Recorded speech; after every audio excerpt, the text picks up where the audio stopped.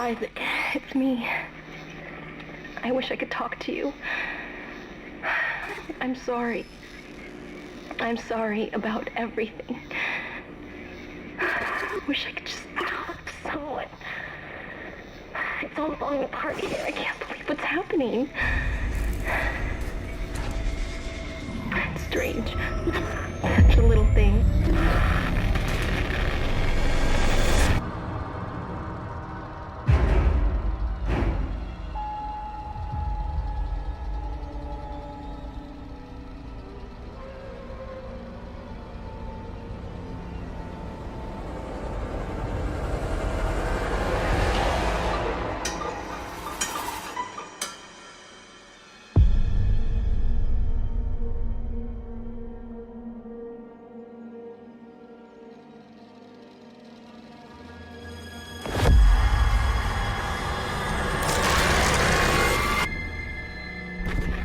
Isaac, make us whole again.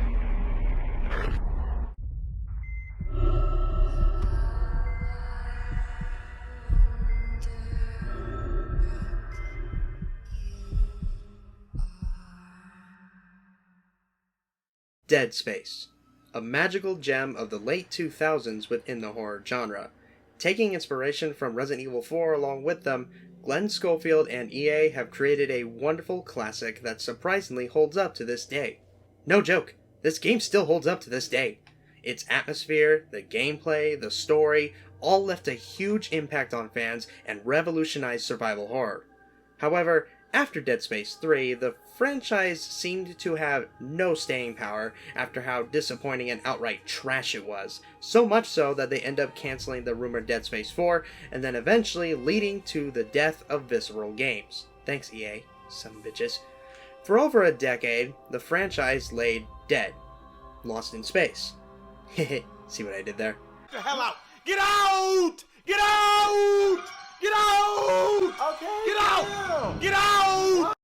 Until one fateful day in July of 2021, EA announced something that no one expected them to do. Enter Dead Space Remake. As much as this announcement excited people, there was still just as much skepticism. With EA Motive now leading the game, despite their track record being only 2 games, one they only had collaborations with, as well as fans remembering how poorly EA treated the franchise before, fans were worried that they would do the same thing here. That they would butcher the original game to absolute high hell, and that they would be infested with unwanted monetization, and so on and so forth. So it was up to EA Motive to pick up the old remains of Visceral Games and carry on the franchise in their place and bring it back from the dead. With all this being said, I can very confidently say that EA Motive succeeded in so many ways. I can very confidently say that what Motive has done with this game is not only capture the magic of the original perfectly, but also improve on aspects of the original that do not age well. All of this has turned into what was already a great game into an absolute masterpiece. And on top of this, they cut nothing from the original. When this was released, it's as if all the fears for how EA would handle the franchise after 3 washed away like they never were there. If there was ever a time to revive the franchise, it's now. And that's coming from only a recent fan of the franchise. For context, when I originally played Callisto Protocol, I only played the original Dead Space alongside it so I could see the differences between the two. That's how I came to the conclusion that they are not the same in my Callisto Protocol video. Leading up to the release of the remake, I was interested to see how Motive would handle it. After that onwards, I never went back to the original. But enough talk. Let's take a look at exactly why I consider this to not only be the definitive version of Dead Space, but also the best current remake of our generation. Join me as we explore the USG Ishimura once again. This is my love letter to Dead Space.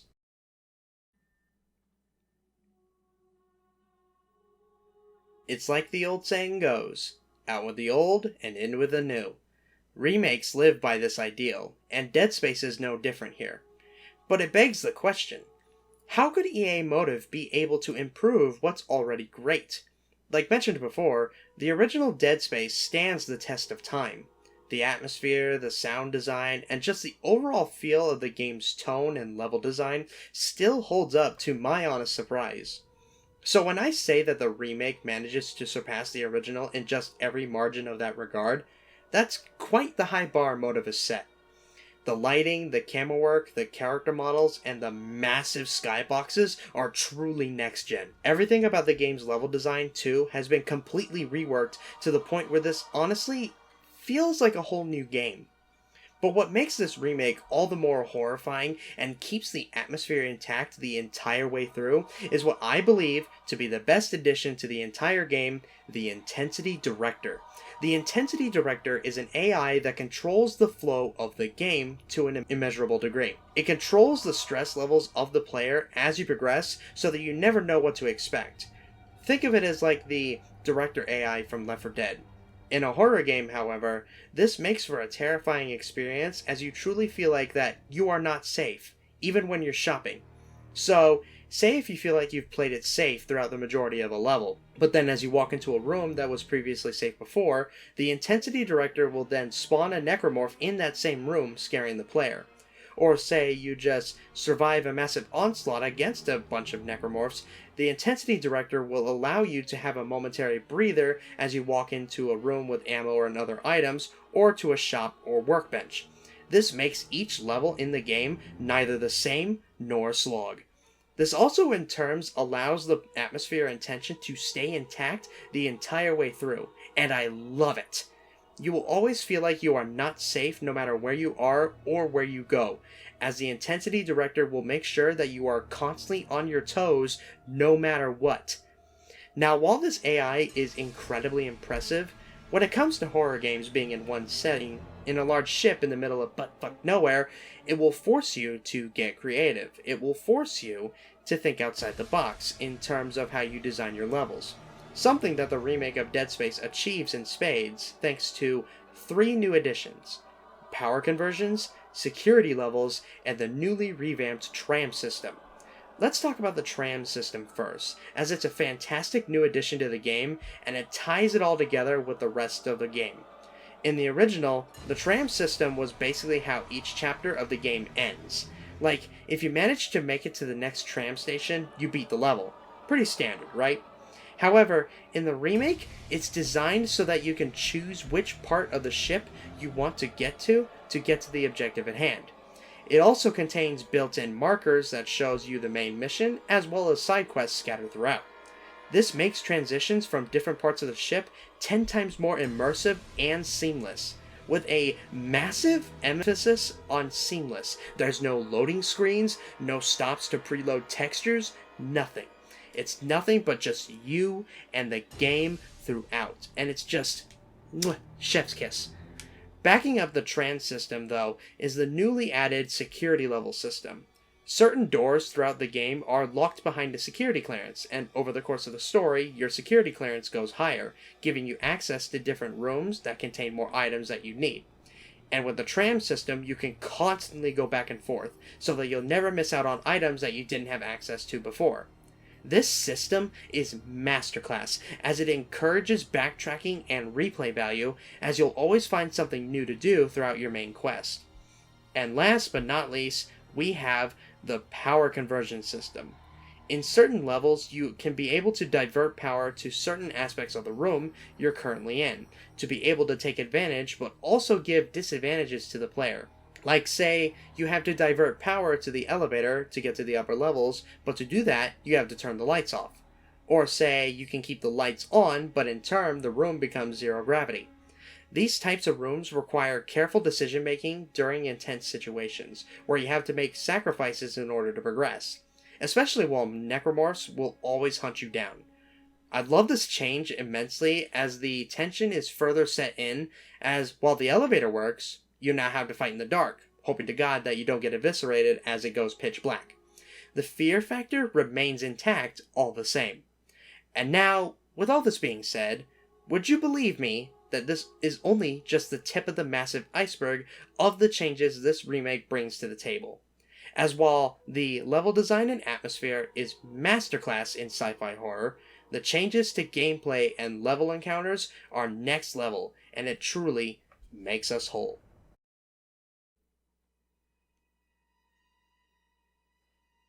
So, allow me to start this by saying that Dead Space's combat was always super refreshing from the jump. Its focus on dismemberment and survival was always super tense and constantly kept you moving. However, there are aspects of the original that just hold the experience down, and those very issues, the remake fixes and solves them in spades.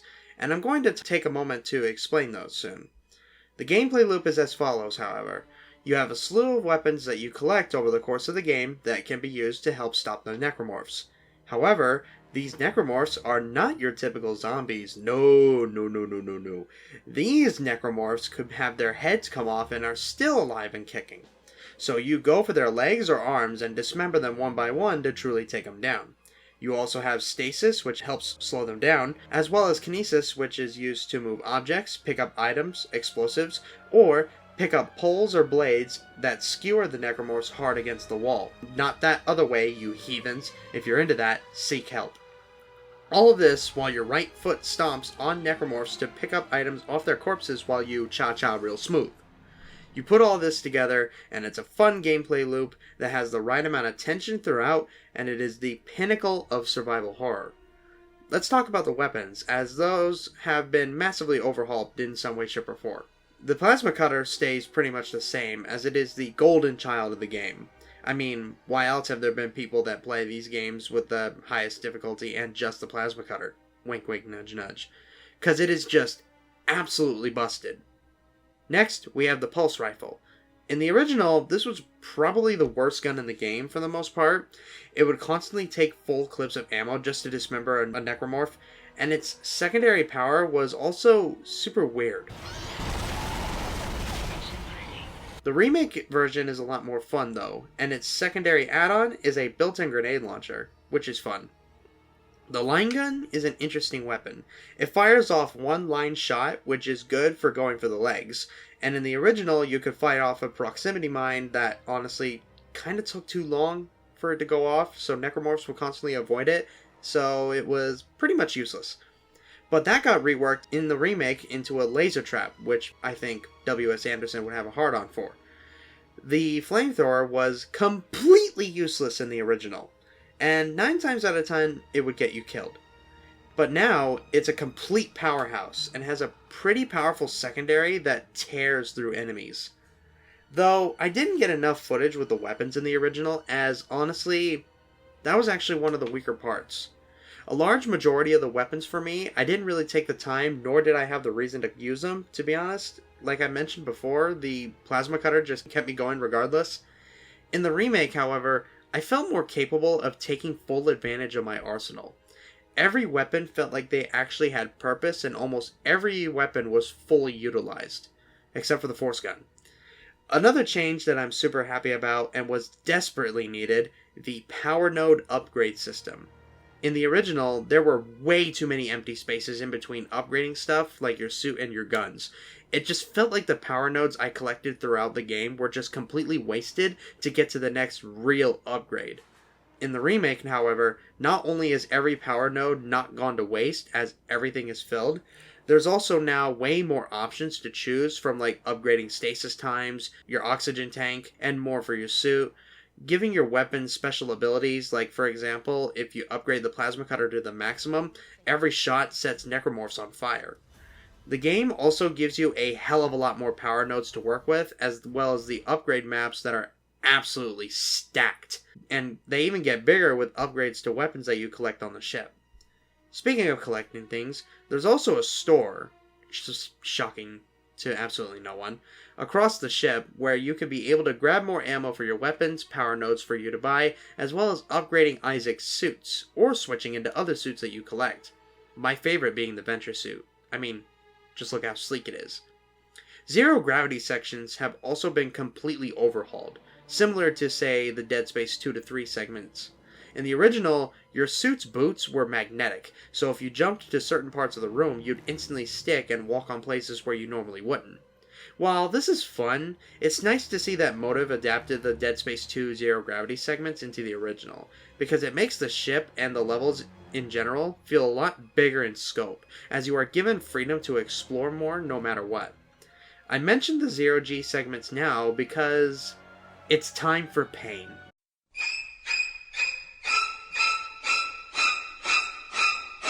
The turret sections live rent-free in my head when talking about the original Dead Space. It is easily the worst part of the game for me, bar none.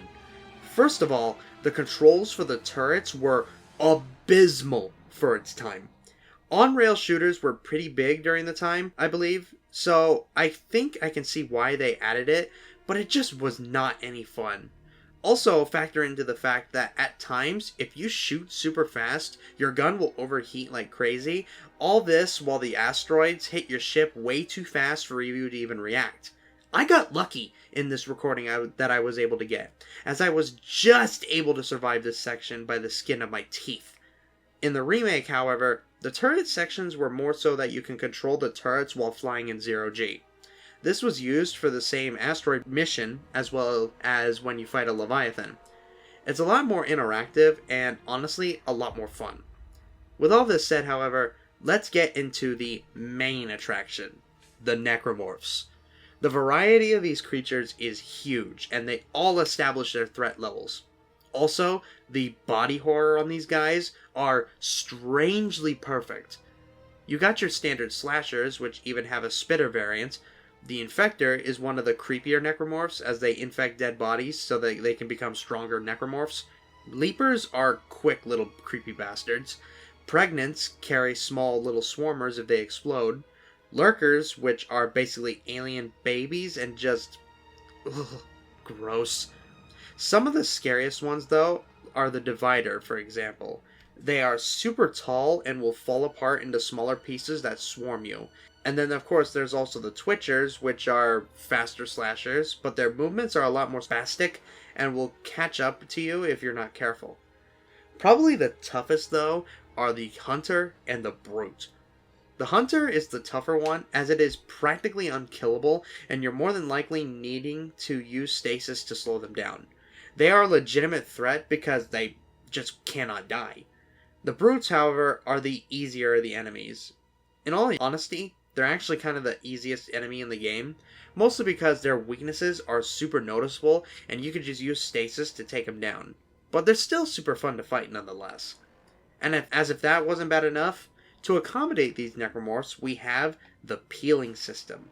The necromorphs have an extra layer of skin that if you shoot at certain parts just enough, skin, tendon, muscle tissue, all the way down to the bone will be shown. This adds an extra layer to fighting these creatures, literally my ad, as they are a lot tougher to kill because of it. It makes engaging with these creatures that much more of a balance between grotesque and fun. With all that has been put together, though, Dead Space's gameplay by itself has already been great. In the remake, however, it's been perfected. It has the right amount of balance between tension, variety, and fun that I would recommend to even people who don't like survival horror games. There's just so much value here that I want everyone that I know personally to experience it at least once. And the best part is, I haven't even gotten to the story. Until now.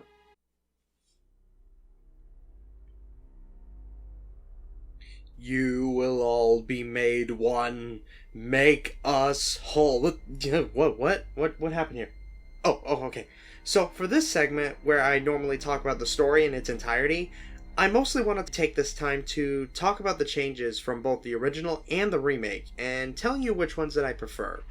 But the story is still all the same, though, down to its minute core, so I still will be talking spoilers. So let me start off this segment by saying, spoiler warning! If you haven't played Dead Space, or just don't want to be spoiled in general, you know the drill, and just jump into this particular timestamp so that you can get my full thoughts on it. With that said, however, let's do this. The main story is that the ship, the USG Kellion, is en route to the Aegis system in hopes of finding the USG Ishimura and being able to repair the ship as well as getting comms reestablished.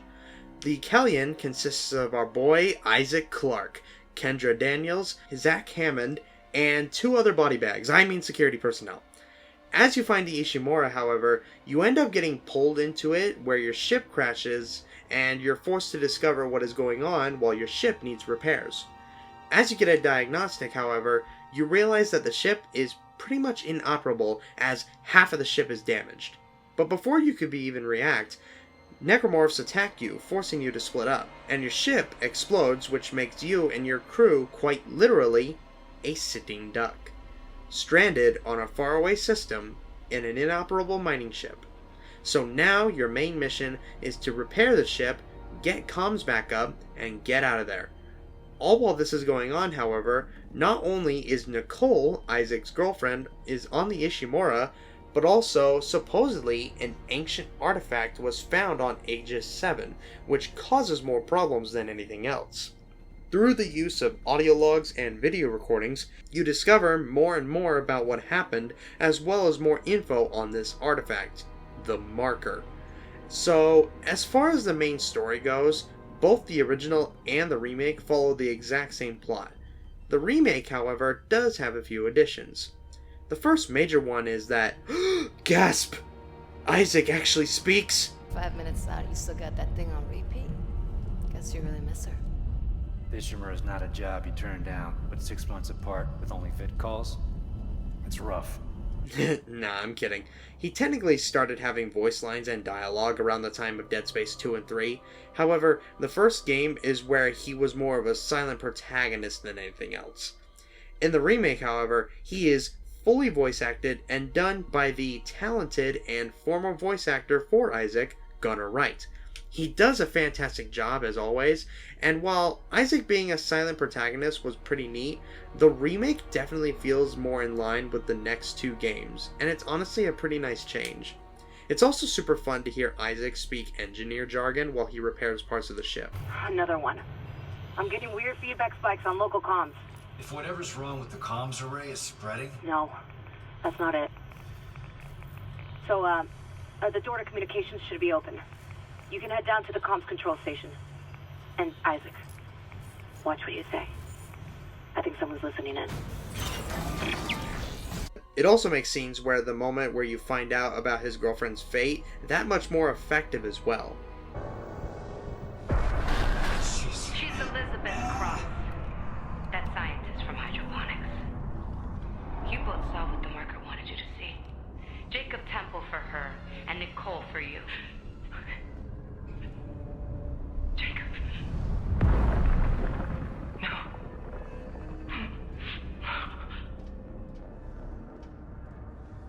Nicole's been dead this whole time. And you knew, didn't you? I knew something wasn't right, but she'd been through so much, and... Side note, I also love that they kept all the names of the chapters so it keeps the classic Nicole is dead Easter egg. Nice touch. Another thing I absolutely love in the remake is that the Kellion team actually feels like a team. In the original, the characters would constantly bicker and fight while they send Isaac to fix parts of the ship. What are those things? Is that the crew? Keep your voice down. Whatever they are, they're not friendly, and half the doors on this ship are locked because of the quarantine. Now, we have to get to the bridge. But first, we gotta repair the tram system. You're crazy, Hammond. You're gonna get us all killed. If you listen to me, I will get you out of here alive. Now, what's wrong with the tram? The data board is fried, but there should be a spare in the maintenance bay. In the remake, however, everyone treats each other like it's a unit. They still have some bicker moments, of course, but they all had one focus, and that is to survive and escape. This makes the characters all the more likable, and you want to see them make it out alive. Jen? What did that thing do to you? Help me get him to the Kelly. Shoot him. It's not shit. Shoot him! Jen? No. Helmet! You're what killed him. Oh, God. Helmet! No! Another aspect of the remake that I really like too is more of an emphasis on Dr. Mercer's role. He takes more of an active role as an antagonist, being a unitologist and all, which Isaac loves to state his hatred for. In the original, he was always behind the scenes, and by the time he comes face to face with you, it's when he gets killed. It's nice to see that he plays a more vital role and is way more in person with Isaac, and his dialogue is pretty good too. Everything that has happened on the Ishimura is just the beginning. When you put it that way, you and your marker can go to hell. Shit.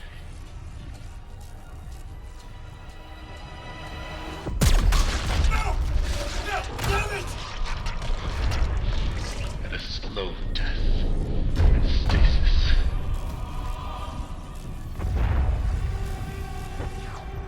I think your death will come faster. And of course, the elephant in the room is Nicole being all aged up, which honestly I had no issues with. However, the only thing that the original has done better with Nicole is the voice acting. Her voice acting in the original was very soft-spoken, and it left for very unsettling dialogue. I'm sorry about everything. I wish I could just talk to someone. It's all falling apart here. I can't believe what's happening. It's strange. Such a little thing. In the remake, however, she sounds a bit more distressed, which works in the context of what goes on in the story. However, I do appreciate the unsettled aspects of the original more. Oh, I wish I could talk to you. I'm sorry. I'm sorry about everything. I just wish I could talk to someone. It's all falling apart here. I can't believe what's happening. There's a whole lot more to say, though, and I don't want to ruin much of the surprises, but the last thing I'll say is this. After the fight with the big hive mind, the big boss at the very end of it, and jumping on the ship, leaving the marker behind, and he escapes on the ship, we get the infamous jump scare ending.